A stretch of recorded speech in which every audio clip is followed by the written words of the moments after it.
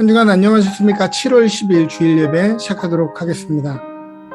엊그저께 큰일이 있었죠? 로저스 통신망이 마비되었던 것입니다. 전화도 안 되고 인터넷도 안 되고 하루 동안 전화 안 되고 인터넷 안 됐을 뿐인데 얼마나 불편하셨습니까? 저는 그것을 경험하면서 다시 한번 깨닫게 된 게 있어요. 인터넷이 하루만 안 돼도 전화가 하루만 안 돼도 이렇게 불편한데 우리는 하나님과의 연결이 긴밀하지 않아도 별로 불편해하지 않는다는 것입니다. 이렇게 인터넷이 끊겨서 불편한 것만큼, 전화가 안 돼서 불편한 것만큼 우리의 영혼이 불편하고 우리의 마음이 불편해야 되는데 그렇지가 않다. 그것이 무엇입니까? 익숙해졌다는 얘기죠. 다시 한번 오늘 이 시간 이 예배를 통해서 우리의 영혼이 주님과 연결되기를 원합니다. 다시 한번 우리의 삶에 잃어버렸던 우리의 삶의 가치와 우리의 호흡의 가치를 다시 한번 이 예배를 통해 회복하기를 원합니다. 우리 함께 기도하면서 주님 앞에 나아가겠습니다. 이 공고한 자가 부르짖으며 여호와께서 들으시고 그의 모든 환난에서 구원하셨도다. 여호와의 천사가 주를 경외하는 자를 둘러진치고 그를 건지시는도다. 너는 여호와의 선하심을 맛보아 알지어다. 그에게 피하는 자는 복이 있도다. 너희 성도들아 여호와를 경외하라. 그를 경외하는 자에게는 부족함이 없도다. 젊은 사자는 궁핍하여 줄일지라도 여호와를 찾는 자는 모든 좋은 것에 부족함이 없으리로다. 하나님, 오늘 각자의 삶의 공고함과 영혼의 목마름을 가지고 나온 성도들을 불쌍히 여기사 모든 환난으로부터 구원하시며 마음의 눈이 열려 내 삶을 지키는 마하나임의 군대가 우리의 삶을 둘러진치고 있음을 보게 하여 주시옵소서. 우리가 귀로만 듣는 신앙이 아니라 욥이 고난 중에 직접 하나님을 대면했던 것과 같이 우리도 하나님과의 만남이 있게 하시고 그 선하심을 늘 맛보는 인생들 되게 하여 주시옵소서. 우리에게 익숙한 전화와 인터넷이 하루만 끊겨도 불편함을 느끼는 것처럼 하나님과의 관계가 소원해질 때 불편함을 느끼는 자들 되게 하여 주시고 영혼의 예민함을 가지고 우리에게 말씀하시고 또 우리에게 부어주는 그 은혜를 캐치할 수 있는 저희들 모두가 되게 하여 주시옵소서. 오늘 예배를 통해 주님을 경외하고 두려워하는 인생에게 풍족한 하늘의 양식, 땅의 기름진 축복을 경험하는 은혜의 시간 되게 하여 주시옵소서. 감사드리며 모든 말씀 예수 그리스도의 이름으로 기도합니다. 아멘.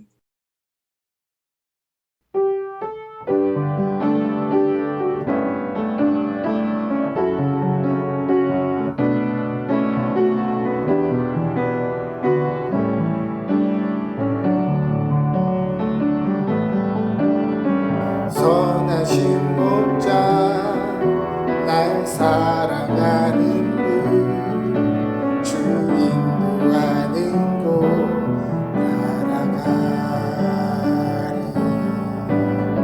주의 말씀을 나 듣기 위하여 주 인도하는 곳 따르니. 한 번 더.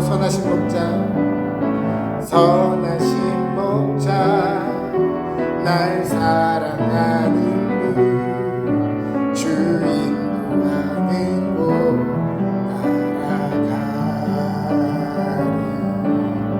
주의 말씀을 나 듣기 위하여 주 인도하는 곳 따르니. 나를 푸른 초장과 쉴만한 물가로 내 선하신 목자 인도해. 험한 산과 골짜기로 내가 다닐지라도 내 선하신 목자 날 인도해. 나를 푸른 초장과 쉴만한 물가로 내 선하신 목자 인도해.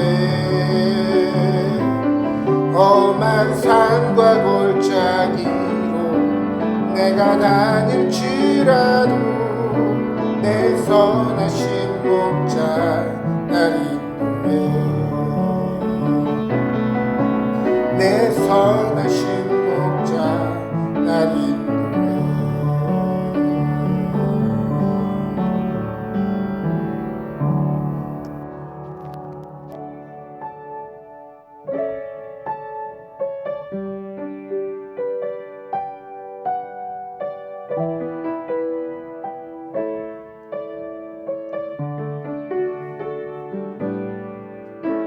주 사랑이 나를 숨쉬게 해 세상 그 어떤 어려움 속에도 주 은혜로 나를 돌보시며 세상 끝날까지 지켜주시네 주 사랑이 나를 이끄시네 내가 갈 수 없는 그곳으로 주의 사랑 나를 붙드시며 세상 끝날까지 인도하시네 주만이 내 아픔 아시며 주님만이 내 맘 어루만지네 어느 누구도 나를 향하시 주님의 사랑을 끊을 수 없네 주만이 내 능력이시며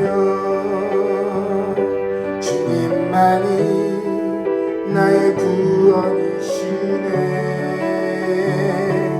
어느 누구도 나를 향하시 주님의 사랑을 끊을 수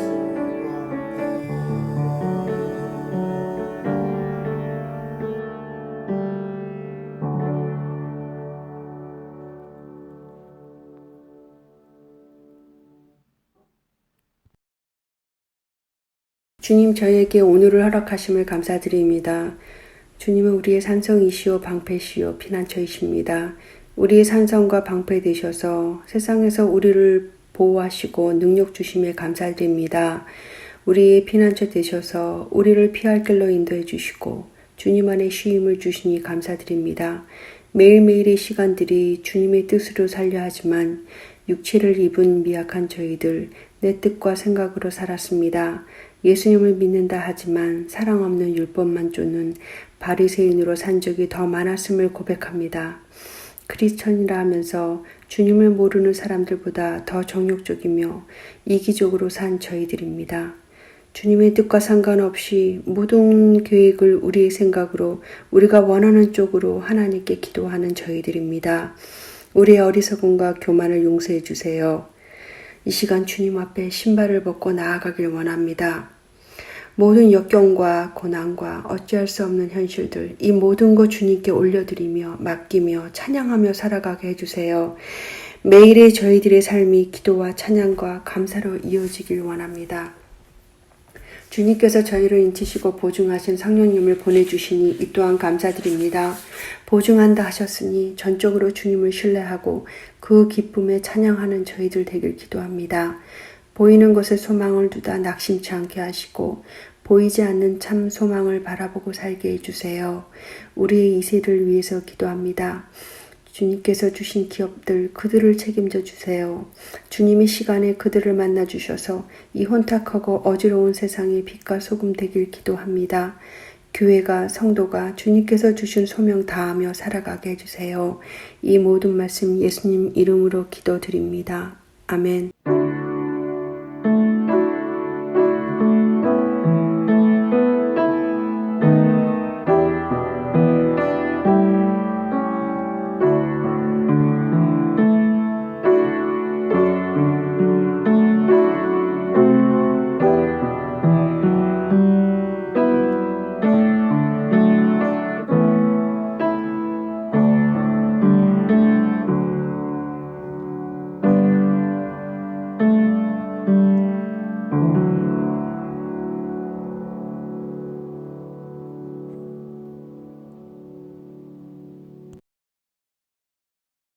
우리에게 주신 하나님의 말씀은 히브리서 6장 11절에서 19절 말씀입니다. 우리가 간절히 원하는 것은 너희 각 사람이 동일한 부지런함을 나타내어 끝까지 소망의 풍성함에 이르러 게으르지 아니하고 믿음과 오래 참음으로 말미암아 약속들을 기업으로 받는 자들을 본받는 자 되게 하려는 것이니라. 하나님이 아브라함에게 약속하실 때에 가리켜 맹세할 자가 자기보다 더 큰 이가 없으므로 자기를 가리켜 맹세하며 이르시되 내가 반드시 너에게 복 주고 복 주며 너를 번성하게 하고 번성하게 하리라 하셨더니 그가 이같이 오래 참아 약속을 받았느니라. 사람들은 자기보다 더 큰 자를 가리켜 맹세하나니 맹세는 그들이 다투는 모든 일의 최후 확정이니라. 하나님은 약속을 기업으로 받는 자들에게 그 뜻이 변하지 아니함을 충분히 나타내시려고 그 일을 맹세로 보증하셨나니 이는 하나님이 거짓말을 하실 수 없는 이 두 가지 변하지 못할 사실로 말미암아 앞에 있는 소망을 얻으려고 피난처를 찾은 우리에게 큰 안위를 받게 하려 하심이라. 우리가 이 소망을 가지고 있는 것은 영혼의 닷 같아서 튼튼하고 견고하여 휘장 안에 들어가나니. 아멘. 오늘 우리에게 주신 하나님의 말씀입니다. 오늘은 히브리서 6장 말씀을 가지고 소망의 항구로 가기까지라는 제목으로 말씀을 전하도록 하겠습니다. 우리는 2022년의 절반, 하프타임에 서 있습니다. 이때 우리가 해야 되는 일은 잘 쉬고 삶을 돌아보아 방향을 재설정하고 느슨했던 것은 조이고 바른 동기를 부여하는 일입니다. 저희가 지난 시간에는 감사로 매듭짓고 행복을 붙들어두는 삶에 대해서 이야기했다면 오늘은 우리의 삶을 앞으로 밀어내게 하는 힘, 소망에 대해서 이야기해보려 합니다. 성경을 살펴보면 삶을 항해로 비유하는 장면들이 많이 나오게 됩니다. 그러나 이것은 성경에서만 독특하게 쓰여져 있는 표현이 아니라 당시 지중해 연안 사람들의 문학과 그리스 철학에서도 흔히 사용되던 표현이었습니다. 그렇다면 당시의 사람들은 어떤 이유에서 인생을 항해에 비유했을까요?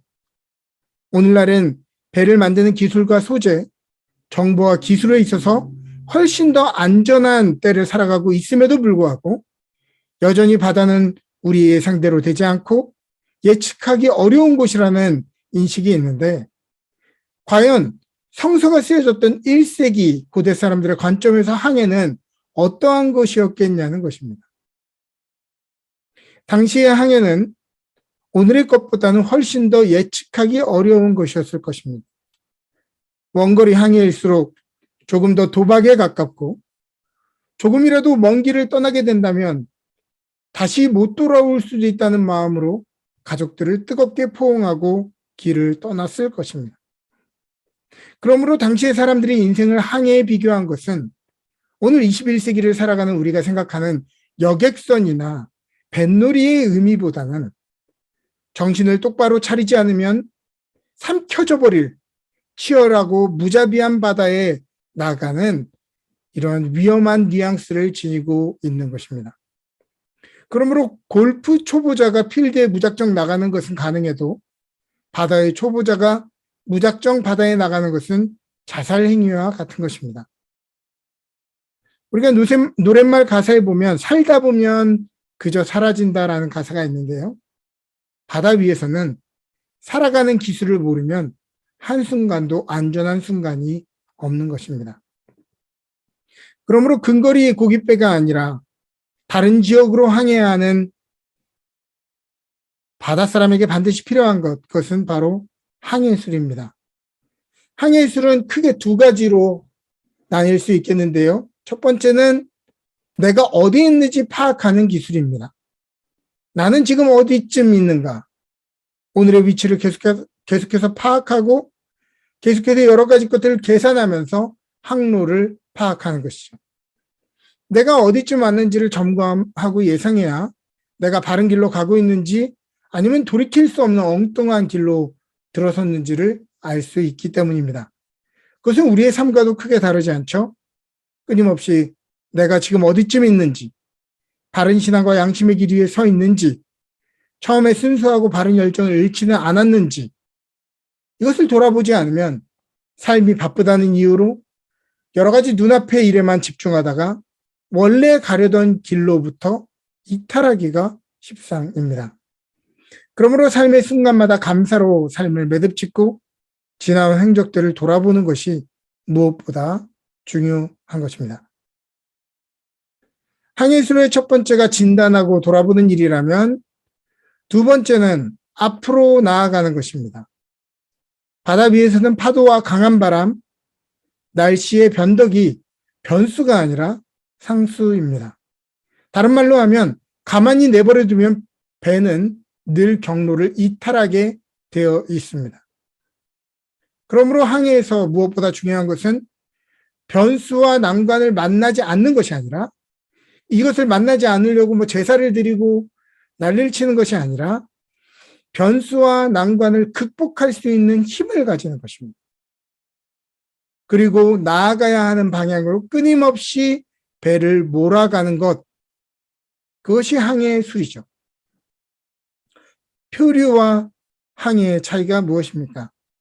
표류는 변수를 극복할 힘이 없어서 조류와 바람에 따라 운명을 맡겨야 하는 것입니다.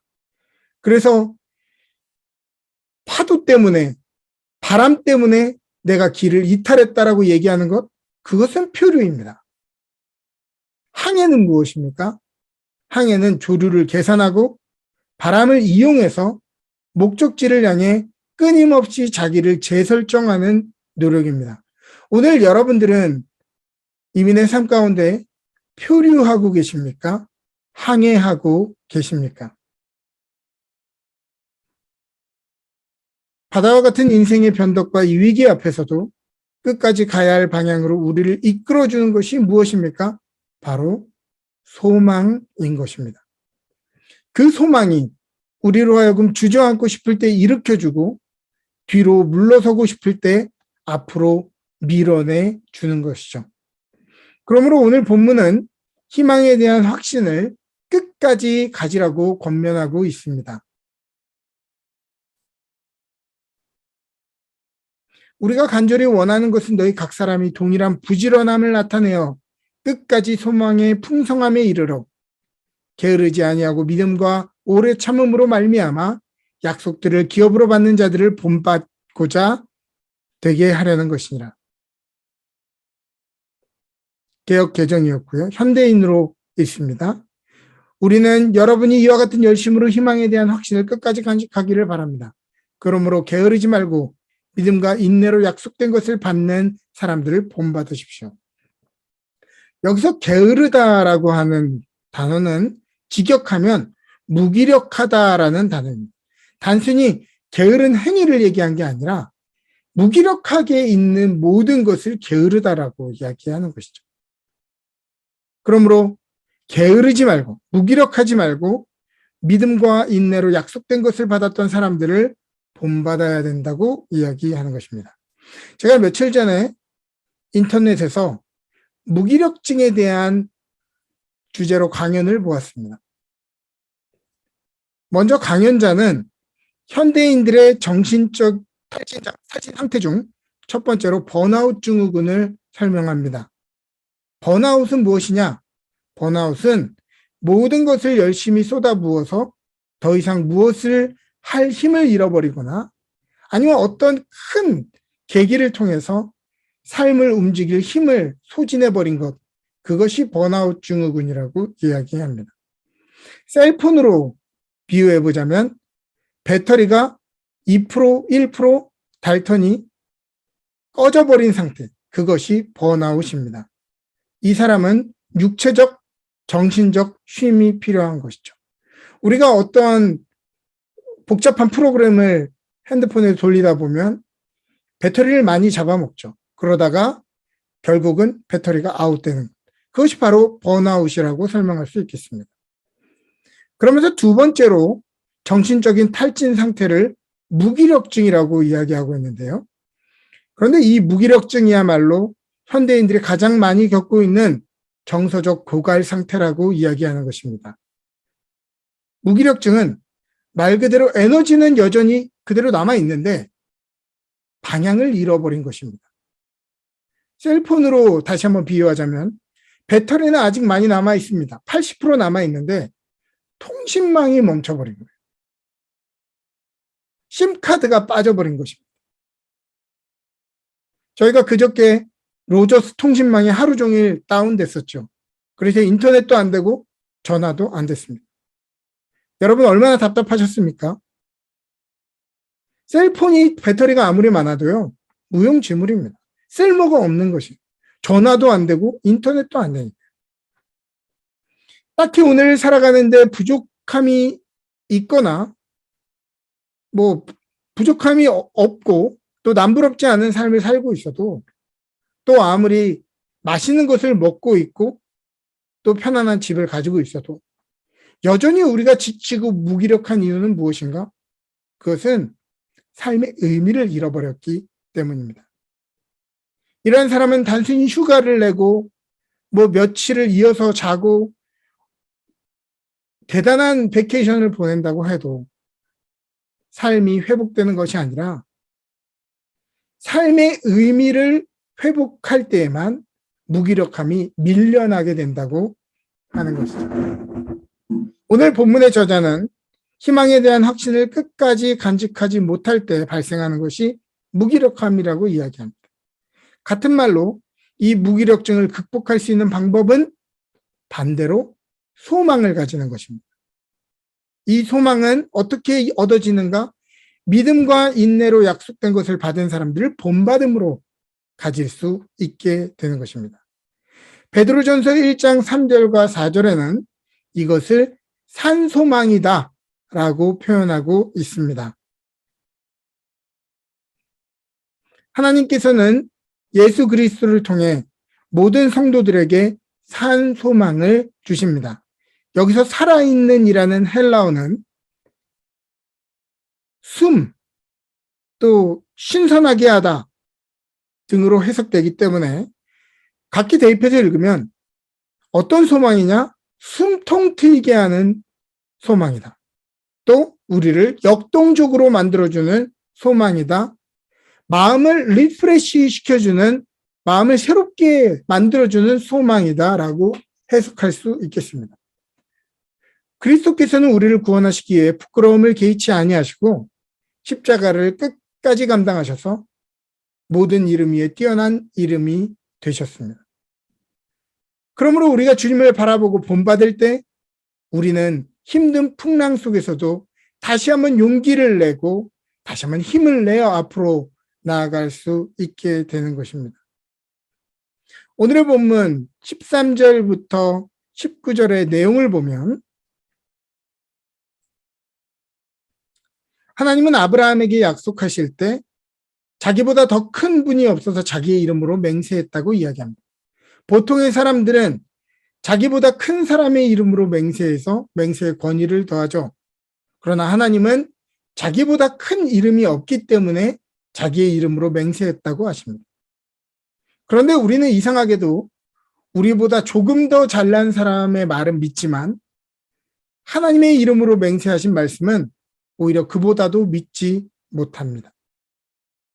그러나 우리가 기억해야 하는 것은 나보다 더 잘난 사람이 나에게 맹세한 맹세와 언약은 변경되고 취소될 수 있지만 하나님이 자신의 이름으로 세우신 언약과 맹세는 변경되지 않고 변질되지 않는다는 것입니다. 하나님은 이 약속을 주셨고 아브라함은 이것을 끈기 있게 참아 하나님의 약속하신 것을 받았죠. 우리는 그러므로 아브라함의 인생을 본받고 공부함으로 다시 한번 우리에게도 그러한 일이 있을 것을 소망하게 되는 것입니다. 우리가 가진 희망은 영혼의 닷과 같아서 깊은 곳에 뿌리박아 우리의 마음과 영을 요동하지 못하게 붙들어주며 풍랑의 한가운데 사망의 음침한 골짜기 한복판에서도 그곳을 주님이 계시는 지성소로 만들어 줍니다. 그러므로 하나님이 스스로 맹세하신 것들의 확실함과 그 크기를 기억하고 오늘 당장 보이지 않아도 그 언약의 성취를 희망하며 확신을 가져야 하는 것입니다. 시편 43편 5절을 보면 다음과 같이 이야기합니다. 내 영혼아, 내가 어찌하여 낙심하며 어찌하여 내 속에서 불안해하는가? 너는 하나님께 소망을 두라. 그가 나타나 도우심으로 말미암아 내 하나님을 여전히 찬송하리로다. 시인은 고난 중에 낙심했다고 이야기하고 불안했다고 이야기합니다. 그렇죠. 인생에 고난이 닥치면 누구든 낙심할 수 있고 불안해할 수 있습니다. 그것이 정상이고 그것을 불안해했다고 비난할 내용도 아닌 것입니다. 그러나 시인은 그럼에도 불구하고 자기 속사람에게 뭐라고 외치냐면 내 영혼아 어찌하여 낙심하며 어찌하여 불안해하는가 꾸짖고 자신의 영혼을 깨우고 있습니다. 어찌하여 낙심하며에서 낙심하며라는 문장을 직역하면 어찌하여 내 머리를 숙이는가라고 해석됩니다. 이 머리 숙임은 어떤 종교적인 제의적인 용어로서 단순히 머리를 숙이는 그런 개념이 아니라 강한 권세 앞에 굴복했다는 뜻입니다. 그러므로 내 영혼아 어찌하여 내 머리를 숙였느냐, 고난의 권위에 너는 굴복했느냐 정도로 해석하게 될 것입니다. 고난이 다가온다고 해서 그것이 우리를 망쳐버리는 것이 아니라 고난의 권위에 우리가 머리를 숙일 때 그것이 우리에게 영향을 미친다고 하는 것이. 또한 내 속에서 불안해하는가라는 이 불안해하는가라는 말을 직역하면 너의 마음이 왜 자꾸 요동치는가라고 해석할 수 있겠습니다. 파도에 이리저리 휩쓸리듯 마음이 휩쓸려 가도록 왜 내버려 두느냐는 것이죠. 그러므로 고난의 권세에도 굴복하지 말고 고난이 휩쓸어 가는 대로 마음을 내버려 두면 안 된다고 하는 것입니다. 우리의 마음이 느껴지고 불안해하는 그대로 내버려 두지 말라고 하는 것이. 이어서 시인은 자기 영혼을 향해 오직 하나님께만 소망을 두라고 이야기합니다.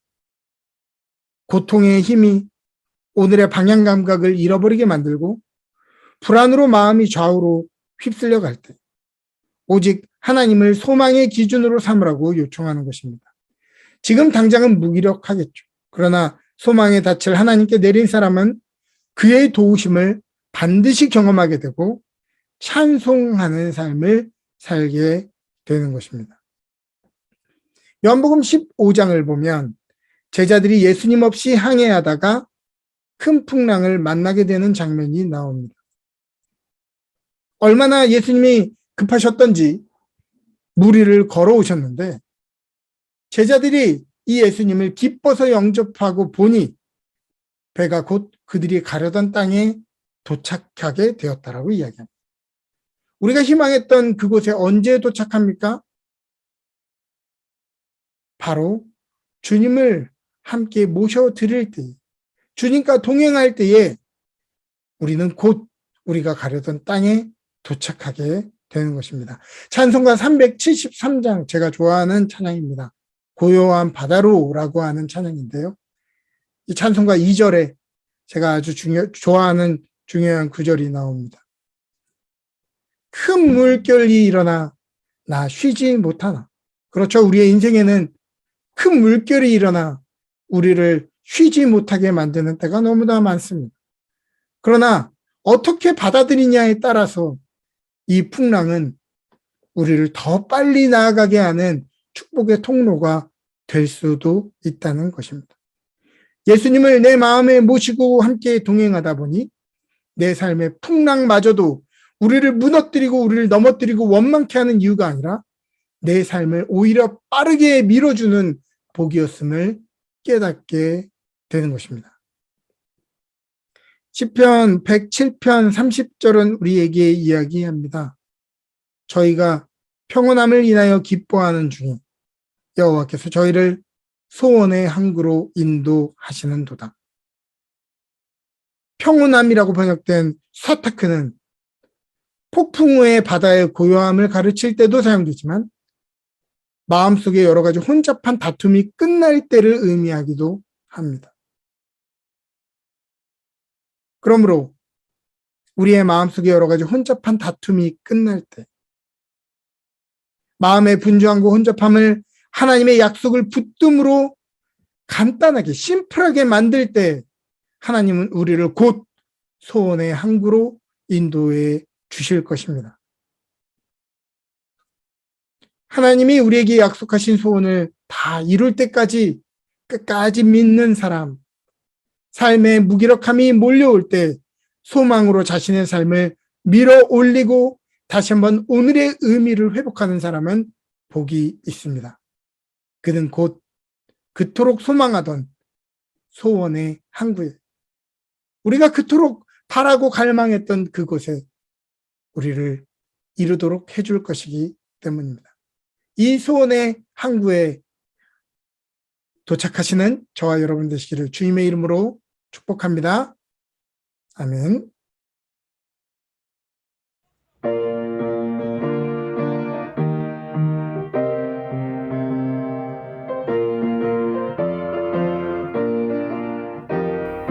주님 약속하신 말씀 위에서 영원토록 주를 찬송하리라. 소리 높여 주께 영광 돌리며 약속 믿고 굳게 서리라. 굳게 서리 영원하신 말씀 위에 굳게 서리. 굳게 서리 그 말씀 위에 굳게 서리라. 주님 약속하신 말씀 위에서 세상 영년에게 엄습할 때에 용감하게 힘써 싸워 이기며 약속 믿고 굳게 서리라. 굳게 서리 영원하신 말씀 위에 굳게 서리. 굳게 서리 그 말씀 위에 굳게 서리라. 주님 약속하신 말씀 위에서 영원하신 주의 사랑이 믿고 성령으로 힘써 싸워 이기며 약속 믿고 굳게 서리라. 굳게 서리 영원하신 말씀 위에 굳게 서리. 굳게 서리 그 말씀 위에 굳게 서리라.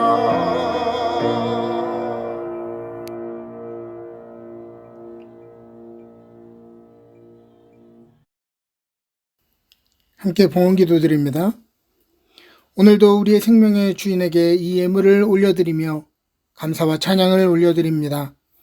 풍족하고 남아서 드리는 것이 아니라 때로는 공고하고 가난해도 심히 수고하고 애써 얻은 예물일지라도 우리의 삶의 공급자이신 하나님 앞에 믿음으로 감사로 이 예물을 올려드립니다. 우리의 믿음의 고백과 함께 이 예물을 기뻐 받아 주옵소서. 영원하지 않을 물질을 의지하다가 우리의 신앙을 잃지 않게 하시고 영원하지 않을 가치를 붙잡다가 우리의 영혼이 길을 잃지 않게 하여 주옵소서. 무엇이 가치로운 것인지 무엇이 소중한 것인지 저울질할 수 있는 지혜가 있게 하시고 허망한 것을 위해 뚫린 자루에 재물을 채우지 않게 하시고 가치 있는 것에 바르게 사용하는 것이 우리의 삶이 목적이 되게 하여 주옵소서. 이 예물이 비록 작은 아이의 도시락과 같은 것이지만 주님 축복하시고 기적을 베푸시어 하나님의 교회를 세우고 잃어버린 영혼들을 구원하며 세계와 열방의 축복의 통로로 쓰임받게 하여 주옵소서. 감사드리며 예수 그리스도의 이름으로 기도합니다. 아멘. 지금은 우리 주 예수 그리스도의 놀라우신 은혜와 하나님 아버지의 지극하신 사랑하심과 성령님의 감화 감동 교통하시는 은혜가 소망의 항구에 이를 때까지 소망을 가지고 끊임없이 밀어 올리기로 결정하는 주의 성도들 머리머리 위에 그들의 기업과 가정 위에 지금부터 영원토록 함께 하시기를 간절히 축원하옵나이다. 아멘.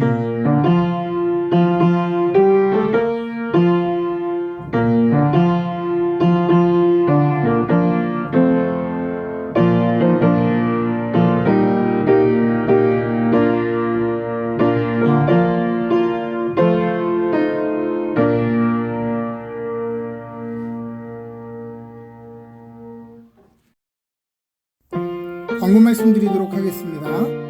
7월 24일 주일 예배는 이집트 김영진 선교사께서 방문하시고 선교 보고를 해주실 것입니다. 여러분 기대하는 마음으로 함께 참여해 주시기를 바랍니다. 7월 30일 주일 예배는 유튜브 온라인 예배로만 드려지게 됩니다. 유튜브 온라인으로만 드려지게 됨을 알려드리오니 여러분 온라인으로 참여해 주시기를 부탁드립니다. 한 주간 건강하시고 하나님의 은혜 가운데 풍성한 한 주 되시기를 바랍니다.